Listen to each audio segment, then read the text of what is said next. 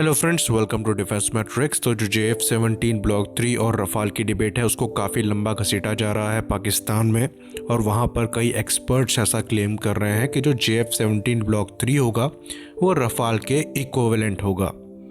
तो आज इनकी जो गलतफहमियां हैं उसको दूर किया जाएगा, और जितनी हवाबाजी करी गई है JF-17 को लेकर उसकी हवा भी हम निकालेंगे। तो पहले तो इनके जो क्लेम आते हैं वो ये आते हैं कि जो पोस्ट बालाकोट इंसिडेंट हुए थे उसमें इनके JF-17 ने इंडिया के MiG-21 और Su-30 MKI को शूट किया था। तो पहली बात तो खाली MiG-21 ही इंडिया का शूट डाउन हुआ था, Su-30 MKI नहीं हुआ था। लेकिन हम मान लेते हैं कि आप पाकिस्तान को बिलोंग करते हैं और आपको पूरी तरीके से आँख में पट्टी बांध के कह दिया गया है कि Su-30 MKI गिरा था। तब भी जो आपकी एयरफोर्स ने मेमोरियल बनाया है ये पाकिस्तान एयरफोर्स ने बनाया है, इंडियन एयरफोर्स ने या किसी इंडियन ने नहीं बनाया है। वहाँ पर आपने लिखा है कि जो MiG-21 शूट डाउन हुआ था और Su-30 MKI शूट डाउन हुआ था वो आपके F-16 AM के द्वारा किया गया था, AMRAAM फायर करके। तो यहाँ पर आप लोग खुद डिसाइड कर लीजिए कि आपकी एयरफोर्स झूठ बोल रही है या आपके एक्सपर्ट्स। दूसरी बात आती है JF-17 के वेपन्स की। तो जो JF-17 है वो BVR में SG-10 को फायर करता है जो कि एक चाइनीज़ मिसाइल है। तो पोस्ट बालाकोट एक भी SG-10 को फायर नहीं किया गया था JF-17 के द्वारा, जैसा कि पाकिस्तान साइड से ही क्लेम किया जा रहा है उनके मेमोरियल में, और जैसा कि इंडिया ने भी क्लेम किया है कि Su-30 MKI ने AMRAAM को ही डॉज किया था और उसी के रैकेज को शो किया गया था इंडियन एयरफोर्स के द्वारा। तो भले ही JF-17 ने आपके खड़े होकर पूरा तमाशा देखा हो, पर पाकिस्तान एयरफोर्स ने उस पर इतना कॉन्फिडेंस नहीं दिखाया कि डायरेक्टली उसे कॉन्फ्लिक्ट में यूज़ कर सके। तो ये तो बात है JF-17 ब्लॉक 1 और 2 की, जो कि आपकी सर्विस में पहले से हैं। अब आगे बढ़ते हैं JF-17 ब्लॉक 3 पर, जिसके लिए पहले से ही हवा बनाई जा रही है JF-17 ब्लॉक 1 और 2 की तरह। तो उसमें जो सबसे बड़ा पॉइंट है JF-17 ब्लॉक 3 में वो उसके रडार अपग्रेड को लेकर है, जहां पर ये बात कही जा रही है कि उसमें चाइनीज़ KLJ-7 का AESA रडार लगने वाला है। ये एक एयर कूल्ड रडार होगा, लिक्विड कूल्ड नहीं होगा। तो अगर आपको AESA रडार में सबसे इनएफिशिएंट रडार देखना है तो वो gallium arsenide based air cooled radar होता है। तो अभी जो चलन में AESA रडार है वो गैलियम आर्सेनाइड बेस्ड है, gallium nitride based AESA radar पे काम चल रहा है। जो गैलियम नाइट्राइड वाले AESA रडार होंगे वो ज़्यादा एफिशिएंट होंगे, यानी कि कम एनर्जी खाएंगे और ज़्यादा बेटर परफॉर्मेंस प्रोवाइड कराएंगे। तो गैलियम आर्सेनाइड जो है वो चलन में है।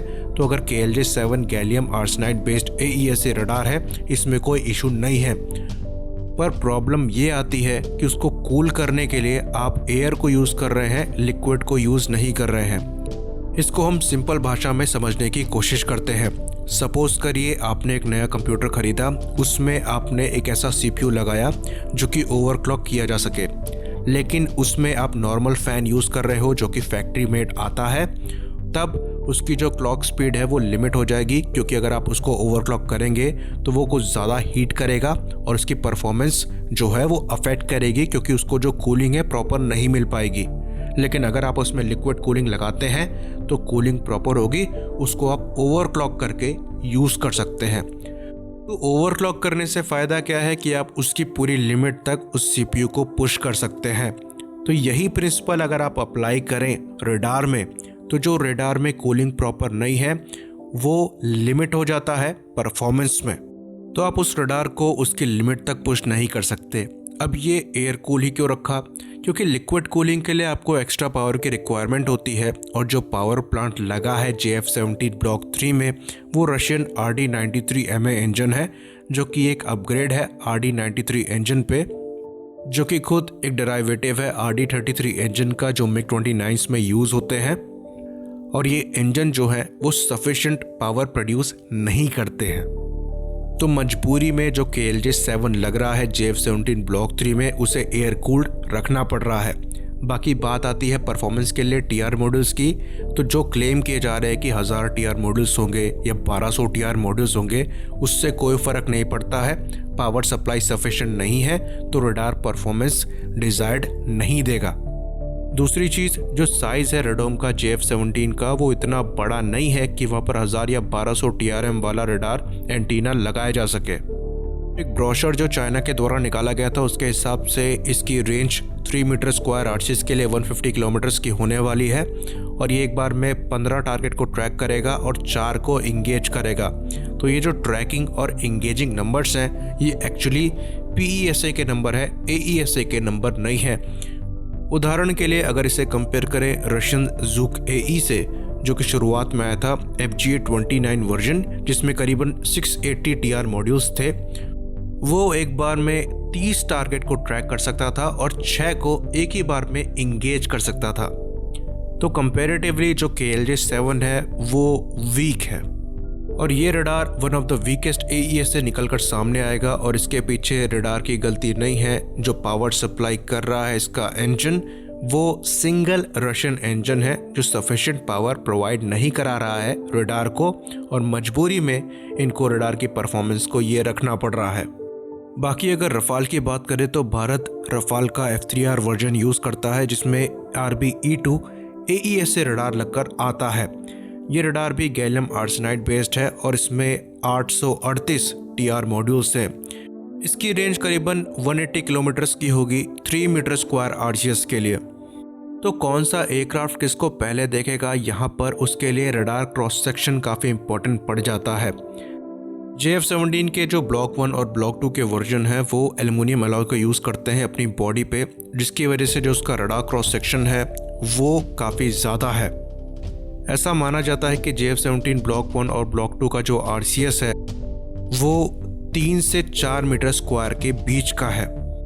तो ब्लॉक 3 में सुनने में आ रहा है थोड़ा कंपोजिट यूज़ करने वाले हैं, रडार अब्जॉर्बेंट मटेरियल की कोटिंग करने वाले हैं। तो ऐसा हम मान के चलते हैं कि जो RCS है वो रिड्यूस हो रहा है और 2 मीटर स्क्वायर तक फिर भी जा रहा है। वहीं पर रफाल के RCS की बात करें तो इसमें सर्रेटेड पैटर्न को यूज़ किया गया है, कंपोजिट मटेरियल को यूज़ किया गया है, इंजन ब्लेड्स को छुपाया गया है सर्पेंटाइन एयर इनटेक को यूज़ करते हुए। तो यहाँ पर इसका जो RCS है वो 0.05 से 0.1 मीटर स्क्वायर तक का बताया जाता है। तो डेफिनेटली जो रफाल है वो बहुत पहले देख लेगा JF-17 को, वहीं पर JF-17 काफ़ी बाद में देखेगा रफाल को। तो जो पहले देखेगा वो अपनी स्ट्रेटेजी पहले बनाएगा और पहले लॉन्च करेगा। तो भले आप क्लेम कर लें कि जो JF-17 ब्लॉक 3 है वो PL-15 को फायर करेगा जिसकी रेंज 300 किलोमीटर्स है।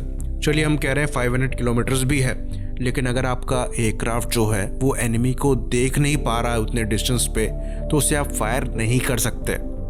तो रफाल आपको 140 से 150 किलोमीटर के डिस्टेंस पर देख लेगा और आप उसको 70 से 80 किलोमीटर के डिस्टेंस से पहले नहीं देख पाएंगे। तो रफाल उससे पहले अपनी मीटियोर को फायर करेगा उसकी मैक्सिमम रेंज से कुछ कम में, जिससे आप बचने की कोशिश करेंगे, अपने मनूवर्स को परफॉर्म करेंगे और जब तक बचेंगे तब तक रफाल जो है अपनी मीटियोर के साथ उसके नो एस्केप जोन में आ जाएगा और दूसरी मिसाइल लॉन्च करेगा जो कि सीधे अंदर घुसेगी। तो PL-15 को फायर करने का मौका भी नहीं मिलेगा। चलिए फिर भी हमने आपसे एक मिसाइल फायर करवा दी, आपने एक मिसाइल फायर कर दी रफाल पे, तो रफाल के पास काउंटर मेजर के लिए टोड डिकॉय है जो कि RF मिसाइल के अगेंस्ट में काफ़ी ज़्यादा इफ़ेक्टिव होता है। तो आपकी जो एक मिसाइल है उससे वो बड़े आराम से बच जाएगा अपने टोड डिकॉय को यूज़ करते हुए, जो कि एयरक्राफ्ट के RCS को मिमिक करता है और मिसाइल को अपनी तरफ अट्रैक्ट करता है। तो रफाल उस मिसाइल से आराम से बच सकता है, पर JF-17 के पास ऐसा कुछ भी नहीं है। ये तो बात हो गई BVR की, जहां पर हमने रफाल के स्पेक्ट्रा डिफेंसिव सूट को डिस्कस भी नहीं किया है, जो कि मिसाइल लॉन्च होने से पहले और मिसाइल लॉन्च होने के बाद मिसाइल की अप्रोच तक उसकी हर पोजीशन को शो करता है और उसके अकॉर्डिंगली डिफेंसिव मेजर को अप्लाई करता है। तो जिस तरह की सिचुएशनल अवेयरनेस रफाल में है उसके आसपास भी नहीं है JF-17। और एक जो इम्पोर्टेंट फैक्टर है वो रेंज का है, जहां पर रफाल जो है वो सुपर क्रूज करने में कैपेबल है, तो वो अपना फ्यूल बचाते हुए लॉन्ग रेंज तक ट्रैवल कर सकता है। वहीं पर JF-17 की बात करें तो उसका फ्यूल टैंक कंपैरिजन में छोटा है, तो उसको एक्सटर्नली फ्यूल को कैरी करना पड़ेगा ड्रॉप टैंक्स में, जो कि उसके हार्ड पॉइंट को तो खाएंगे ही, साथ ही साथ उसकी कैरिंग कैपेसिटी को भी कम करेंगे। तो वो जो मिसाइल कैरी करेगा वो भी लिमिटेड होगी। वहीं पर रफाल की बात करें तो उसकी कैरिंग कैपेसिटी बहुत ज़्यादा है। अगर वो फ्यूल टैंक को भी कैरी करता है तब भी उसमें 14 हार्ड पॉइंट हैं जो कि दुगने हैं JF-17 के। रफाल की रेंज भी ज़्यादा है, कैरिंग कैपेसिटी भी ज़्यादा है, तो इसका मतलब ये है कि वो कॉम्बैट में ज़्यादा टाइम तक रह सकता है और एक ही JF-17 को नहीं, वो मल्टीपल JF-17 को इंगेज कर सकता है BVR में। तो ये तो बात रही BVR की। वैसे विद इन विजुअल रेंज का जो मौका है ये मुश्किल ही है आए, लेकिन फिर भी हम उसको एक बार डिस्कस कर लेते हैं। तो जो थ्रस्ट टू वेट रेशियो है JF-17 का अभी का, वो 1 क्रॉस नहीं करता है, उसके आसपास है, 0.95 का बताया जाता है। वेराज रफाल की बात करें तो उसका पेलोड के साथ 1 को क्रॉस करता है, यानी कि 100% फ्यूल और 4 मिसाइल, उसके साथ वो 1 को क्रॉस करता है। अगर उन मिसाइल्स को हटा दें तो ये और भी ज़्यादा सुपीरियर हो जाएगा। इसका जो एडवांटेज है वो एनर्जी को रिकवर करते समय सामने आएगा। और रफाल के लिए thrust to weight ratio better रखना ज़रूरी भी था क्योंकि वो कैरियर से भी ऑपरेट होता है। तो अगर हम ये बात मान लें कि जो JF-17 ब्लॉक 3 में इंजन यूज़ होने वाला है, यानी कि RD-93MA, वो ज़्यादा थ्रस्ट पैदा करेगा, तब भी इसका जो थ्रस्ट टू वेट रेशियो है वो 1 क्रॉस करेगा, रफाल से ज़्यादा का नहीं होने वाला है। 1 क्रॉस करना भी अच्छा है, तेजस का भी ऊपर ही है, पर ये रफाल से सुपीरियर नहीं है। टर्न रेट्स की बात करें तो रफाल ने एयर शोज़ वगैरह में +10G तक पुल किया हुआ है, वहीं पर जो JF-17 का करंट वेरिएंट है उसकी मैक्सिमम लिमिट +8G तक की है। अगर हम मान ले JF-17 ब्लॉक 3 में बढ़ती है तो वो +9 से ज़्यादा नहीं होने वाली। वैसे इसके चांसेस कम ही है कि ये बढ़े। तो रफाल का जो डिज़ाइन है वो कनार्ड डेल्टा विंग का है। यहाँ पर डेल्टा विंग की वजह से जो इंस्टेंटेनियस टर्न रेट है वो काफ़ी ज़्यादा सुपीरियर है JF-17 के कंपैरिजन में, जो कि सिंगल सर्कल डॉग फाइट में काफ़ी ज़्यादा काम आता है। तो जो रफाल का इंस्टेंटेनियस टर्न रेट है वो क्लेम किया जाता है 36.4 डिग्रीज पर सेकेंड का। ये बहुत ही ज़्यादा अच्छा है। वहीं पर बात करें JF-17 की तो ये क्रॉप्ड डेल्टा डिज़ाइन है। इनका जो इंस्टेंटेनियस टर्न रेट है कंपैरेटिवली उतना अच्छा नहीं होता है। कुछ नंबर जो क्लेम किए जा रहे हैं वो 24.4 डिग्रीज पर सेकेंड के हैं।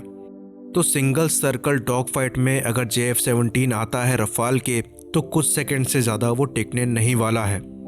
अब बात करते हैं रेट फाइट की, जहाँ पर सस्टेन टर्न रेट मायने रखता है। रफाल डेल्टा विंग है तो ड्रैग काफ़ी ज़्यादा है, स्पीड बहुत जल्दी ब्लीड करेगा ऐसा माना जाता है, पर कनार्ड और जो better thrust to weight ratio है उसकी वजह से वो सस्टेन टर्न रेट भी ठीक ठाक मेंटेन कर लेता है। तो जो सस्टेन टर्न रेट बताया जाता है रफाल का वो 23.5 डिग्रीज पर सेकेंड बताया जाता है। ये मैक्सिमम सस्टेन टर्न रेट है, ये पर्टिकुलर कंडीशन पे ही होता है।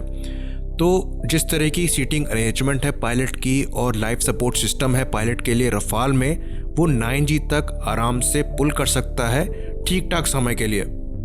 वेयरएज JF-17 थंडर की बात करें तो ये मैक्सिमम से मैक्सिमम 20 डिग्रीज पर सेकेंड से ज़्यादा नहीं हो सकता है, और यहाँ पर 8G के ऊपर सस्टेन करना पायलट के लिए काफ़ी ज़्यादा मुश्किल हो जाएगा। तो सस्टेन टर्न रेट भी रफाल का ज़्यादा सुपीरियर है। तो डॉग फाइट में कोई भी चांस नहीं है JF-17 ब्लॉक 3 के पास।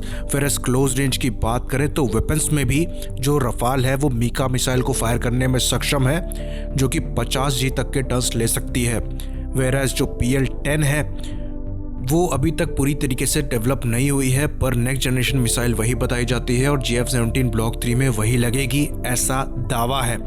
तो ये मिसाइल कहा जाता है ±90 डिग्रीज की ऑफ बोर कैपेबिलिटी देती है, जो कि हेलमेट माउंटेड साइट के साथ काफ़ी ज़्यादा हेल्पफुल होगा, पर ये सेम कैपेबिलिटी मिल जाती है मीका मिसाइल के साथ भी। रेंज की बात करें तो मीका की जो रेंज है वो कंपेरेटिवली ज़्यादा है। PL-10 की मैक्सिमम रेंज 20 से 25 किलोमीटर्स की बताई जाती है, वेयरएज मीका की जो मैक्सिमम रेंज है वो 50 से 80 किलोमीटर्स तक की है। तो सीधा सीधा एडवांटेज जो है वो रफाल को है विद इन विजुअल रेंज में भी। तो ये तो खाली एयर टू एयर कॉम्बैट का था। बाकी रफाल की जो ओमनी रोड कैपेबिलिटी है वो भी काफ़ी ज़्यादा सुपीरियर है JF-17 से, पर अगर उसको कंपेयर करेंगे तो वीडियो काफ़ी ज़्यादा और लंबा हो जाएगा। बाकी अगर किसी पाकिस्तानी एक्सपर्ट को यहाँ पर कोई लॉजिकल काउंटर करना हो, ध्यान दीजिएगा लॉजिकल काउंटर तो आप कर सकते हैं, कोई करे तो उसका जो लिंक है वो शेयर कर दीजिएगा। इसी बात पर इसे ख़त्म करते हैं। लाइक करिए, सब्सक्राइब करिए। जय हिंद।